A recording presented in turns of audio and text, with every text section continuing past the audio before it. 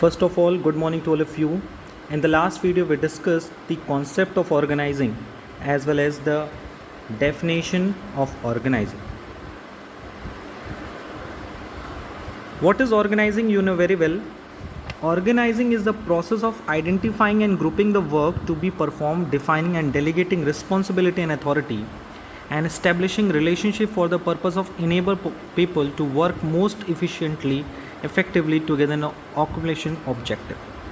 किसी भी ऑब्जेक्टिव को अचीव करने के लिए जो भी हमें काम करना है, जो भी वर्क करना है, उसको आइडेंटिफाई करना, उसको ग्रुप करना, उस काम को परफॉर्म करने के लिए अथॉरिटी एंड रिस्पॉन्सिबिलिटी को भी डिफाइन करना, अथॉरिटी एंड रिस्पॉन्सिबिलिटी को भी डेलीगेट करना, और different people of the work जो बिजनेस में काम कर रहे हैं उनके बीच रिलेशनशिप इस्टेब्लिश करना, it is a main aim of the organising. यानी ऑर्गेनाइजिंग में हम लोग क्या करते हैं, ऑब्जेक्टिव को अचीव करने के लिए जो भी वर्क करना है, all those work which helps to achieving a goal, objective achieve करने के लिए जो भी वर्क है उनको आइडेंटिफाई करना, ग्रुप करना,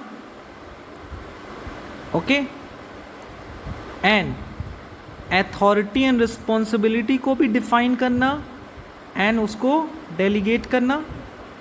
delegate means distribution of the responsibility and authority, as well as जो पीपल वर्क कर रहे हैं बिजनेस में उनके बीच में रिलेशनशिप इस्टेब्लिश करना. It is a main objective of the organiser. Okay, I hope organising clear होगा. Organising is a process in which we firstly identifying and grouping the work to be performed, number 2 defining and delegating responsibility and authority, and number 3 establishing relationship of enabling people to work. With the help of these things they effectively achieve their predetermined goal. The second definition, organizing is the process of defining and grouping of the activities of the enterprise, the establishing authority relationship among them. यानी कि दूसरी definition के according कह रहा है कि organising एक ऐसा प्रोसेस है जिसमें हम एक्टिविटीज़ को डिफाइन करते हैं, उनको ग्रुप करते हैं एंड लोगों के बीच में अथॉरिटी रिलेशनशिप इस्टेब्लिश करते हैं.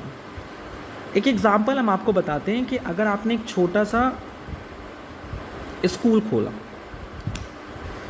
तो आपका ऑब्जेक्टिव क्या है, बच्चों को पढ़ाना, दूसरा टाइमली बच्चों से फ़ीस लेना.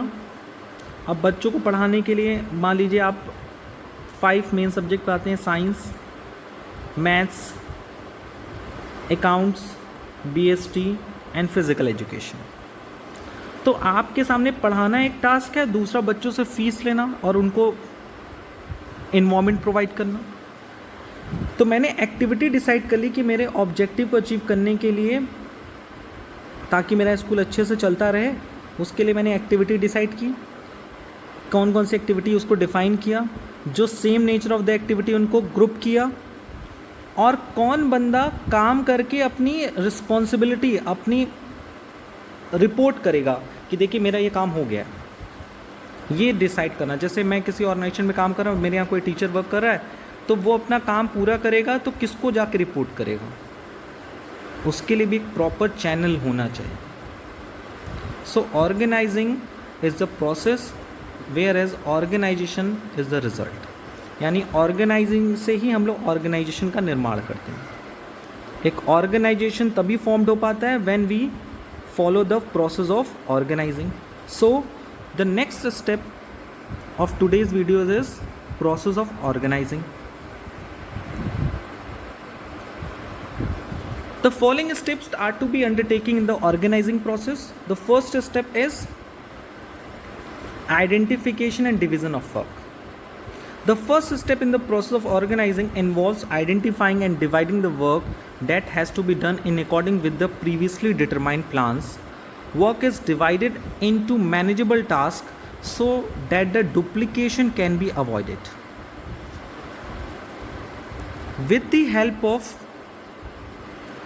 फर्स्ट स्टेप, हम अपने ऑब्जेक्टिव को अचीव करने के लिए ओके जो भी वर्क करना है उनको आइडेंटिफाई करना, उनको बांटना, ये करते हैं। Work is divided into manageable task, जिससे डुप्लीकेशन नहीं होगा कि एक काम दो लोग नहीं करेंगे। जैसे साइंस पढ़ाना है स्कूल में तो साइंस के लिए एक बंदा रखेंगे और वो बंदा एक बार जाके एक किसी क्लास में पढ़ाएगा, फिर दूसरी क्लास में जाके पढ़ाएगा, ताकि एक ही सब्जेक्ट बच्चों को बार बार ना पढ़ाना पड़े और उसे भी एक क्लास में बार बार ना पढ़ाना पड़े। सो डुप्लीकेशन नहीं होगा एंड वर्कलोड भी नहीं होगा। क्यों? क्योंकि हम लोग क्या कर रहे हैं, काम को बांट दे रहे हैं। So the first step of the organising is identification of the work as well as the division of work on the basis of their nature. Okay, पहला स्टेप क्लियर हुआ। Number second, departmentalisation. What is departmentalisation? Once work has been divided into small tasks and manageable activity, then those activities which are the similar nature are grouped together. This process is called departmentalization. First step में हम लोग क्या करते हैं, काम कौन सा है उसको आइडेंटिफाई करते हैं और काम को बांटते हैं। फिर जो same nature of the work होते हैं उनको आपस में ग्रुप कर देते हैं और इसी को ग्रुप कहना क्या कहलाता है, डिपार्टमेंटलाइजेशन कहलाता है। ठीक है, स्कूल मैं शुरू से एक ऑब्जेक्टिव लेके चल रहा हूँ कि मुझे स्कूल चलाना है, उसमें टीचर्स होंगे, मैनेजमेंट होगा, स्टूडेंट्स होंगे। सो स्कूल को चलाने के लिए पहले मुझे क्या डिसाइड करना पड़ेगा, सबसे पहले जो वर्क है उसको आइडेंटिफाई करना पड़ेगा, क्या क्या काम है। टीचिंग का काम है, मैनेजमेंट का काम है और स्टूडेंट की फैसिलिटी का काम है। 3 वर्क है। इन वर्क को मैंने क्या किया, आइडेंटिफाई किया, फिर उन सब में काम को बांट दिया।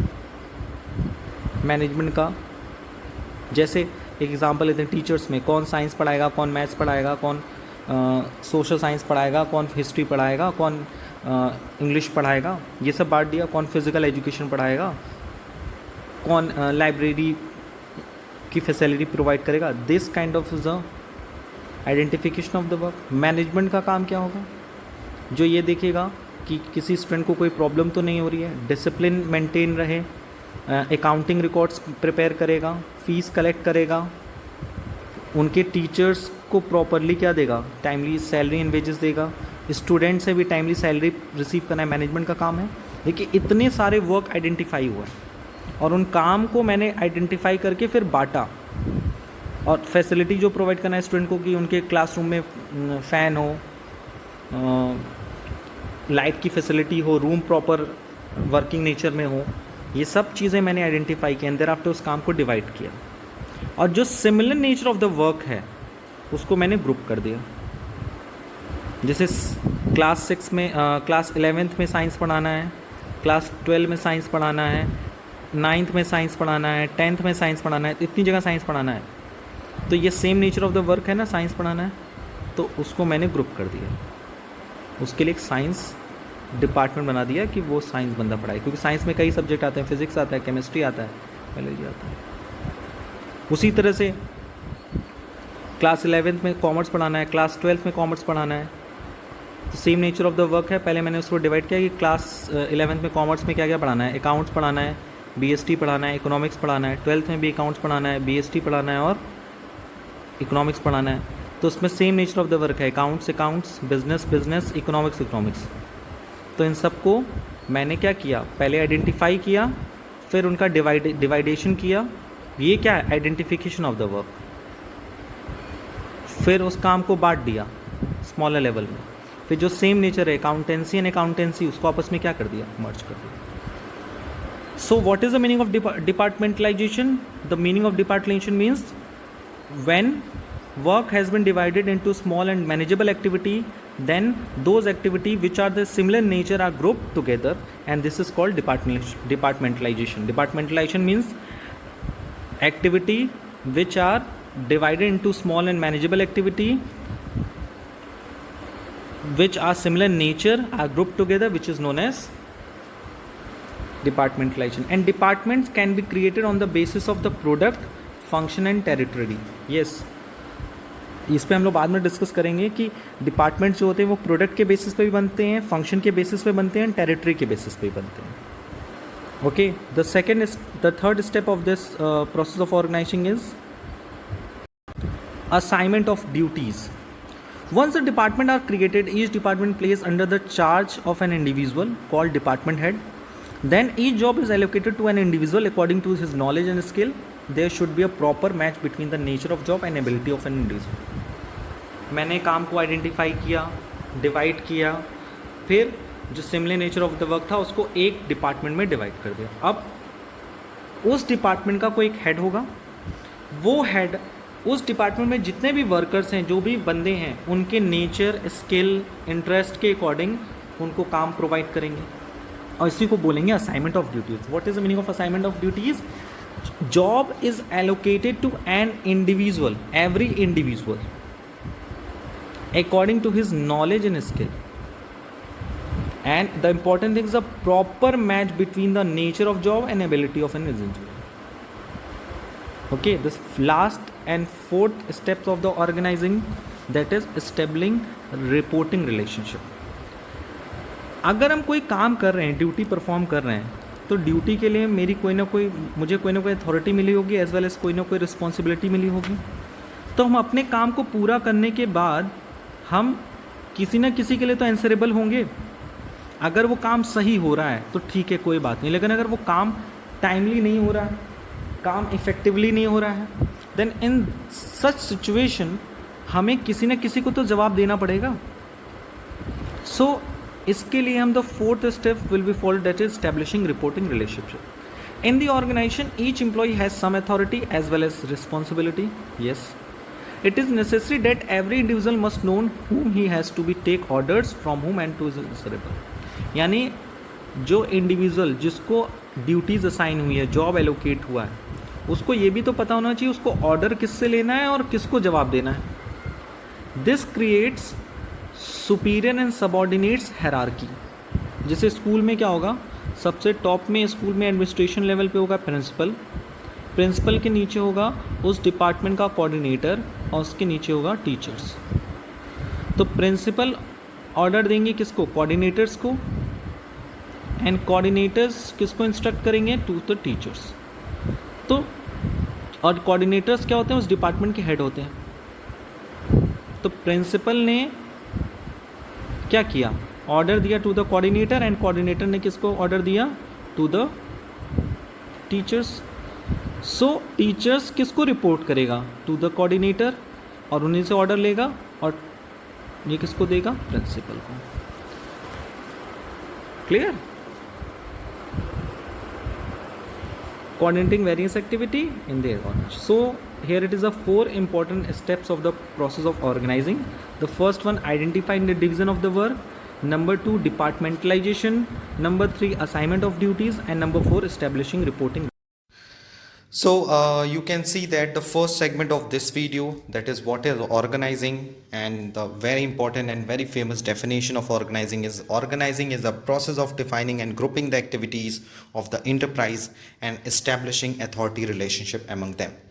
यानी ऑर्गेनाइजिंग एक ऐसा प्रोसेस है जिसमें हम बिजनेस के एक्टिविटीज़ को डिफ़ाइन करते हैं, उनको ग्रुप करते हैं, और बिज़नेस में एक ऑर्गेनाइजेशन में जितने भी ह्यूमन रिसोर्सेज वर्क करते हैं उनके बीच में अथॉरिटी रिलेशनशिप क्रिएट करते हैं कि कौन किसका सुपीरियर होगा, कौन किसका सबऑर्डिनेट होगा. And after that you can also see that the process of definition, they are basically 4 steps in the process of organising, that is identification and division of work, departmentalisation. Identification of division of work मतलब work को identify करना कि कौन कौन सी activities हैं और उनके according उनको डिवाइड करना वर्क को. एज वेल एज डिपार्टमेंटलाइजेशन मतलब जो एक्टिविटीज़ सिमिलर नेचर की हैं उनको ग्रुप कर देना, उनको एक जगह कैरी कर लेना. जैसे all the activities which are related to the production, तो उसे प्रोडक्शन डिपार्टमेंट में इंक्लूड करना. सेल्स से रिलेटेड एक्टिविटीज़ को सेल्स डिपार्टमेंट में इंक्लूड करना, it is known as the departmentalisation. The third step of process of organizing is assignment of duties. After the departmentalization, employees के ability के according, उनके skill के according उनको duty and last and very important establishing reporting relationship, यानी कि superior and subordinate के बीच में रिलेशनशिप क्रिएट करना कि कौन किसका सुपीरियर है और कौन किसका सबॉर्डिनेट है. इट मीन्स कौन किसको ऑर्डर देगा और कौन किससे उस ऑर्डर की कंप्लीशन की उम्मीद रखेगा, एक्सपेक्टेशन रखेगा. Okay, so you can see that in the first segment of this video, that is what is organizing, what is the process of organizing, the 4 steps are included in the process of organizing, as well as the importance of organizing. Let's we move to the next topic of this chapter. Between delegation of authority and decentralization. You know very well, decentralization is the extension of the delegation of authority. Delegation of authority is a compulsory act because no individual can perform all tasks on his own. Thus, work cannot be proceed in its absence. So, business में हम अगर कोई भी काम करते हैं तो हम वो अकेले नहीं कर सकते. अगर ऑर्गेनाइजेशन की डेफिनेशन भी पढ़ें तो when 2 or more than 2 people are working together for achieving a common goal, तो यहाँ कम से कम 2 लोगों की बात की जाती. तो क्या हम कोई काम अकेले कर सकते हैं बिजनेस का? नहीं. तो इसीलिए ऑर्गेनाइजिंग प्रोसेस में हम सबसे पहले आइडेंटिफिकेशन ऑफ द वर्क करते हैं, thereafter division of work करते हैं. सो डेलीगेशन ऑफ अथॉरिटी एक कंपल्सरी एक्ट है, क्योंकि कोई भी बंदा, कोई भी पर्सन अपने ऑर्गेनाइजिंग एक्टिविटीज़ को अकेले परफॉर्म नहीं कर सकता. उसे अपनी एक्टिविटीज़ को डिस्ट्रीब्यूट करना पड़ता है. Where is the decentralisation is an optional policy decision. It is done at the discretion of the top level management. Thus, work can proceed in its absence. यानी डेलीगेशन ऑफ अथॉरिटी के बिना काम नहीं हो सकता, बट डिसेंट्रलाइजेशन के बिना काम हो सकता है, क्योंकि एक ऑप्शन पॉलिसी है. अगर ऑर्गेनाइजेशन बहुत बड़ा हो जाता है, पर्टिकुलर वर्क पर्टिकुलर डिपार्टमेंट से ही कराना है, तो हम डिसेंट्रलाइजेशन प्रोसेस का यूज़ करते हैं. रही बात फ्रीडम ऑफ एक्शन की, तो on the base of freedom of action delegation of authority have a less freedom to take own decision, but in decentralisation there is a greater freedom of action. Okay, and on the base of status delegation of authority is a process done as a result of division of work, whereas decentralization is a result of the policy decision framed by top level management. Yes, delegation of authority is a part of division of work.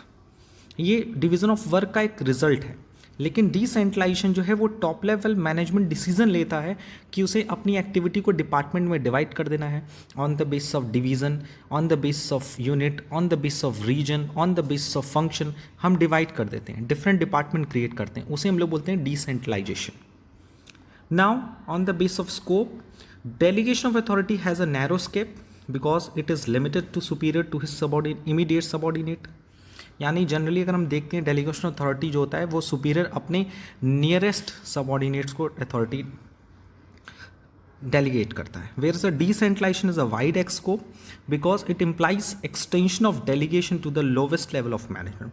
और decentralisation का मतलब होता है जो हर level of management पे काम का distribution करना एट एवरी लेवल, चाहे वो टॉप लेवल हो, चाहे वो मिडिल लेवल हो, चाहे वो सुपरवाइजरी लेवल हो. The purpose is reduction of the work load on officer. Delegation of authority का मेन पर्पस होता है कि जो ऑफिसर के ऊपर वर्क का लोड है उसे कम किया जा सके. वहीं डिसेंट्रलाइजेशन का मेन एम होता है अथॉरिटी को डिस्ट्रीब्यूट करना, expansion of the authority in organisation. लोगों को ज़्यादा से ज़्यादा अथॉरिटी देता ताकि वो अपनी रिस्पॉन्सिबिलिटी को ईजिली परफॉर्म कर सके. So at the end we can say when a person hands over his work to the another, it is known as delegation. It will be known as decentralization only when the authority to complete the entire work is handed over to him. यानी एक बंदा, एक person अपने काम को दूसरों को सौंपता है, अपना काम किसी दूसरे को देता है, तो उसे हम लोग डेलीगेशन कहते हैं. लेकिन जब काम देने के साथ साथ उस काम से रिलेटेड पूरी अथॉरिटी, पूरी रिस्पॉन्सिबिलिटी किसी और को दे देना, दिस इज अ डिसेंट्रलाइजेशन. मैंने एक एग्जांपल लिया था आप लोगों को कि सपोज़ कोई एक ऑर्गेनाइजेशन है जहाँ पे एक मैनेजिंग डायरेक्टर है, वही खुद डिसीजन लेता है, वही परचेज मैनेजर भी है, वही सेल्स मैनेजर भी है, वही फाइनेंस मैनेजर है. उसने देखा कि मेरे पर बहुत बर्डन है तो उसने अपने यहाँ एक प्रोडक्शन मैनेजर रख लिया, तो उसे हम लोग बोलेंगे डेलीगेशन ऑफ अथॉरिटी. या अपने सबऑर्डिनेट को कहा कि तुम प्रोडक्शन का काम तुम देखो, परचेज फाइनेंस का मैं देख लूँगा, क्योंकि मेरे पास काफ़ी वर्कलोड है, इट इज़ अ डेलीगेशन। लेकिन अगर वही उसने पूरे ऑर्गेनाइजेशन के लिए, सारे डिपार्टमेंट के लिए अलग अलग मैनेजर रख लिया, दिस इज डिसेंट्रलाइजेशन, क्योंकि उसने हर लेवल पे अपनी अथॉरिटी को डिस्ट्रीब्यूट कर दिया है। सो आई होप कि आपको डिफरेंस समझ में आया होगा delegation and decentralisation of authority के बीच में। Now we will discuss the last topic of this chapter, that is it is a very important topic and generally student इस टॉपिक पे कंफ्यूज होते हैं। हमने इस पूरी वीडियोस के स्टार्टिंग में हम लोगों ने ये डिफरेंस डिस्कस किया था। Authority can be delegated, responsibility can not be delegated entirely and accountability can not be delegated at all. इसका मतलब ये होता है, ईजली वर्ड में बोलें, कि अथॉरिटी को तो आप डेलीगेट कर सकते हैं, यानी एक बंदे से दूसरे बंदे को अथॉरिटी दी जा सकती है। तभी तो हम लोग डेलीगेशन और डिसेंट्रलाइजेशन पढ़ रहे हैं। अगर अथॉरिटी को डेलीगेट नहीं कर पाते तो ना तो डेलीगेशन ऑफ अथॉरिटी पढ़ पाते, ना डिसेंट्रलाइजेशन टर्म होता। But in case of responsibility and accountability हम लोग ये चीज़ देख रहे हैं कि responsibility can not be delegated entirely, because responsibility पूरी तरह से नहीं दे सकते and accountability can not be delegated at all. हम अकाउंटेबिलिटी तो पूरा दे ही नहीं सकते, दोनों में डिफरेंस है। अथॉरिटी हम दूसरों को दे सकते हैं, मेरे पास किसी काम की अथॉरिटी है, ठीक है, बट हमने किसी दूसरे को काम दिया, काम को परफॉर्म करने के लिए उस बंदे के पास अथॉरिटी होनी चाहिए, तो मैंने उसको अथॉरिटी भी दे दी। This is called the delegation of authority. So authority can be delegated, but responsibility can not be fully delegated. Responsibility हम पूरा नहीं दे सकते, पार्शली दे सकते हैं। फॉर एग्जाम्पल, मेरे ऊपर रिस्पॉन्सिबिलिटी थी 100 यूनिट्स बनाने की, ठीक है। अब मैंने किसी बंदे को रिस्पॉन्सिबिलिटी दी कि तुम 50 यूनिट तुम बना देना, ओके। तो क्या पूरी रिस्पॉन्सिबिलिटी उसकी होगी कि 50 यूनिट्स उसी को बनाना है? क्या मेरी पूरी 100 की 100 यूनिट की रिस्पॉन्सिबिलिटी उसकी है? नहीं। मैंने अगर उसको 100 यूनिट बनाने के लिए भी दे दिया ना, तो मेरी रिस्पॉन्सिबिलिटी है उसमें, ओके। तो रिस्पॉन्सिबिलिटी को हम पूरी तरह से डेलीगेट नहीं कर सकते और अकाउंटेबिलिटी तो कर ही नहीं सकते। यानी अकाउंटेबिलिटी किसकी रहेगी? मेरी रहेगी। इसको हम और इजीली समझाते हैं। Suppose he is a purchase manager, इसने अपनी रिस्पॉन्सिबिलिटी दी और उसको टारगेट था 100 यूनिट्स बनाने की। उसने वो काम दे दिया अपने मिस्टर एक्स को कि तुम 100 यूनिट्स बनाना, ठीक। उसने अथॉरिटी दी, तो अथॉरिटी है, वो वर्क कर रहा है, काम कर रहा है, प्रोड्यूस कर रहा है। उसने एक दिन में 90 यूनिट्स प्रोड्यूस किया। अब बात आती है अकाउंटेबिलिटी की। Who is accountable to the firm, to the organisation? Sir, production manager. Firm किसको पकड़ेगी? प्रोडक्शन मैनेजर को। रिस्पॉन्सिबिलिटी की बात करते हैं, क्योंकि अथॉरिटी तो डेलीगेट कर दिया है।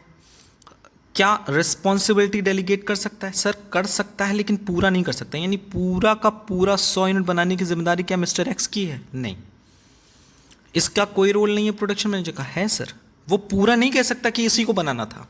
मिस्टर एक्स इज रिस्पॉन्सिबल, मेरा कुछ नहीं है। अकाउंटेबिलिटी में कह दे कि नहीं, मैंने तो अपनी अथॉरिटी इसको दे दी थी, इसको बनाना था। नहीं, वो नहीं कर सकता। यानी वो पूरी रिस्पॉन्सिबिलिटी किसी को ट्रांसफर नहीं कर सकता। अकाउंटेबिलिटी तो कर ही नहीं सकता। रिस्पॉन्सिबिलिटी कर सकता है, बट उसका पार्ट कुछ कर सकता है। सो आई होप क्लियर हुआ होगा कि authority can be delegated, responsibility can not be fully delegated and accountability can not be delegated at all. Accountability तो किया नहीं जा सकता, अथॉरिटी किया जा सकता है, अकाउंटेबिलिटी नहीं किया जा सकता है। रिस्पॉन्सिबिलिटी में कुछ पार्ट हम लोग डेलीगेट कर सकते हैं। नाउ अब हमें ये चीज़ समझने में इजी रहेगा कि this part what can be delegated और can responsibility accountability be delegated. सो इस टर्म को पूरा पढ़ लेते हैं। A manager can not delegate his all his authority. For the purpose of delegation, the authority of manager can be divided into 3 broad categories. Authority which must be delegated as authority to take routine decision for the exploration of tasks, Number B, authority which can be delegated as administration of policy. Number C, authority which cannot be delegated at all as authority to take policy decision. A successful manager is one who can delegate his authority successfully. He must delegate the authority to do work of routine and subsidiary nature. For instance, a marketing manager of a business entirely responsible for many operations like conducting marketing research, development of means of sales promotion, management of advertisement, employment and training of sales forces. The marketing manager cannot look after all these operations. He can entrust the responsibility of the performance of the sum of these operations to his subordinates. However, he cannot delegate the authority to take decision and to coordinate the control the affair of department. He must reserve this authority with himself so that he can get a better performance from his subordinate, is able to keep the activities of his department well under his control. So after reading this passage, we can easily understand कि कोई भी बंदा पूरी तरह से अपनी authority delegate नहीं कर सकता. अगर वो पूरा अथॉरिटी दे रहा है, इसका मतलब ये है कि वो उस पोस्ट पे नहीं है. तो जैसे इस पूरे पैसेज में हमने पढ़ा एग्जांपल में कि मार्केटिंग मैनेजर उसके अंदर में कितने काम हैं. First marketing research, second is development of means of sales promotion, number 3 advertisement management, employment and training of sales force. ये 4 काम हैं. क्या वो सारे काम को देख सकता है? नहीं सर. तो उसमें से किसी एक काम को वो अपने सबऑर्डिनेट्स के साथ शेयर कर सकता है, 2 काम को शेयर कर सकता है और उससे रिलेटेड अथॉरिटी भी प्रोवाइड कर सकता है. तो अथॉरिटी प्रोवाइड हो गई, तो उस काम के लिए रिस्पॉन्सिबिलिटी किसकी होगी? उस पर्टिकुलर उस काम के लिए उसके सबऑर्डिनेट की रिस्पॉन्सिबिलिटी. लेकिन बाकी काम के लिए रिस्पॉन्सिबिलिटी किसकी होगी? मैनेजर की खुद होगी. और अकाउंटेबिलिटी किसकी बनेगी? आंसरेबल कौन होगा फर्म के लिए? आंसरेबल होगा मैनेजर ही. यानी in case of delegation of authority, accountability must be related to the authorised person. यही मुझे समझाना था आपको. So at the end of this video